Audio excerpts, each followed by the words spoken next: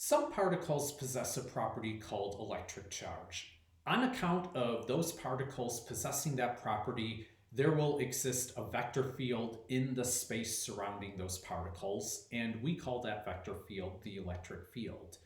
We could use Gauss's law and a creative choice of closed Gaussian surface to derive the strength of the electric field a certain distance away from those charged particles.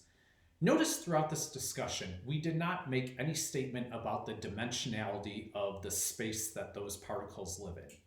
We live in a universe with three spatial dimensions. You can move up, down, left, right, and forward, backwards.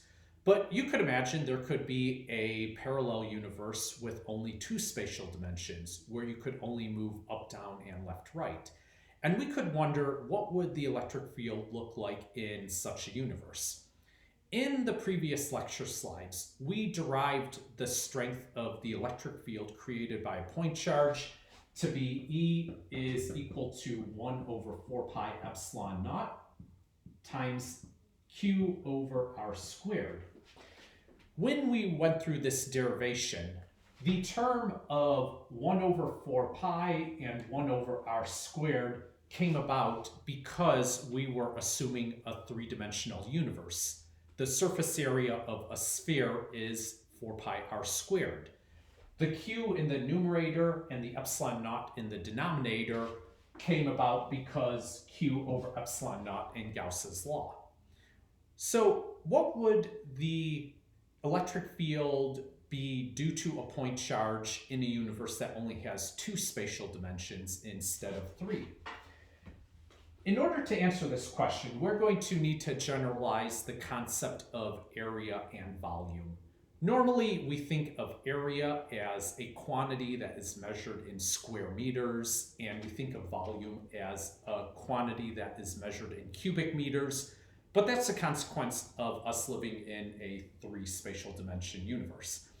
Let's say that we have a boundary that divides the inside from the outside. So we could talk about a closed surface. We will say that the area is a geometric measure of the boundary, and the volume is a geometric measure of the space inside that boundary. So here I have a point charge, and I could imagine my two-dimensional space is the plane of this board. Now, I want to place this point charge in a closed Gaussian surface, so I could apply Gauss's law. So I will choose to have the boundary between the inside and the outside, my closed Gaussian surface, be a circle that is centered on the point charge. Just like before, we expect points that are the same distance away from our charge to have the same strength of the electric field at the location of those points. Every point on the Gaussian surface we chose, the circle surrounding the charge, will have the same strength of the electric field because every point in this circle is the same distance away from the charge at the center. Also notice that the direction of the electric field will always be perpendicular to our Gaussian surface. The electric field points away from the charge, so the electric field is always perpendicular to our surface, no matter where we're standing on. So now we are going to apply Gauss's law just like before. So I could write Gauss's law as the total electric flux through the entire surface is equal to the charge inside that surface divided by epsilon naught. When I think about the left-hand side of Gauss's law, I am going to imagine that I divide this surface up into many individual segments. I will calculate the electric flux through each individual segment. Then I add up the electric flux over every segment to get the total electric flux over the entire closed surface.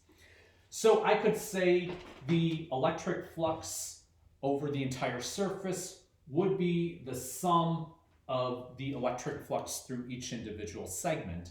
So that would be the electric field through segment I times the area of segment I times the cosine of the angle between the direction of the electric field at that segment and a line that's perpendicular to the surface. So times cosine of theta I.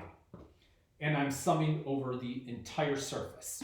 The term I wrote here is the left-hand side of Gauss's law, the flux through the entire closed surface. We are imagining that the surface consists of many segments, and we could signify the sum of all of those individual segments by including this summation term right here. I is just a subscript indicating an arbitrary segment. It doesn't matter if it's the first segment in our sum, the last, or anything in between. When we look at this picture, we could see that the electric field, no matter where you are standing on the surface, is always going to be perpendicular to the surface. A consequence of that is no matter which segment you are looking at, this angle theta will always be 0 for every term in the summation. So instead of writing theta, I could just write cosine of 0. And we know that the cosine of 0 is equal to the number 1. So I have the sum of EI times AI times 1 everywhere in the summation. So I don't really need to write cosine of 0. It's just equal to the number 1 anyway. Now, we also said that the strength of the electric field is the same at every location on our Gaussian surface. If the strength of the electric field is the same everywhere in the summation, then I don't really need to differentiate between the strength of the electric field at segment 1 versus the strength of the electric field at segment 4 versus the strength of the electric field at segment 532. It's always going to be the same strength of the electric field. So I don't really need to include the I subscript when I'm talking about the strength of the electric field. I could further simplify the left-hand side of Gauss's law by explicitly writing out a couple terms in the sum. So this sum would be written as E times A1 plus E times A2 plus E times A3, on and on until I hit every segment in my closed Gaussian surface. And I could factor out the electric field terms. So I could write this as E times A1 plus A2 plus A3, on and on. But notice that this entire term in parentheses is just the total area of my closed Gaussian surface. So I could say the left-hand side of Gauss's law is just the strength of the electric field at the location of the Gaussian surface at any arbitrary location on my circle times the total area of my Gaussian surface. And I still have this being equal to Q over epsilon naught from before. Now remember that since we are working in 2D, we had to generalize the concept of area as a geometric measure of the boundary between the inside and the outside. When we were working in 3D, our boundary was a thin spherical shell, and the geometric measure of that thin spherical shell was 4 pi r squared, the area of the shell measured in meters square.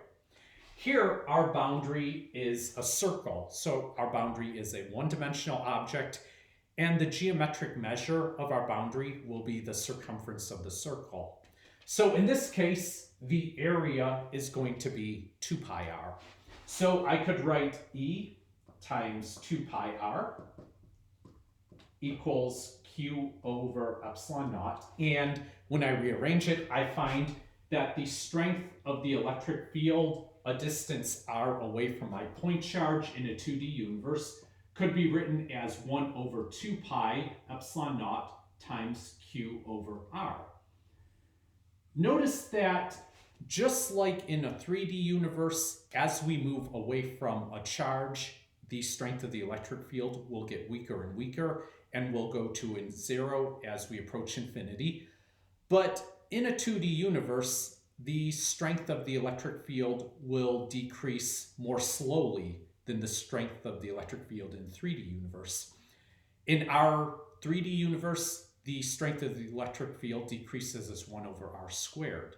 In a 2D universe, the strength of the electric field decreases as 1 over r.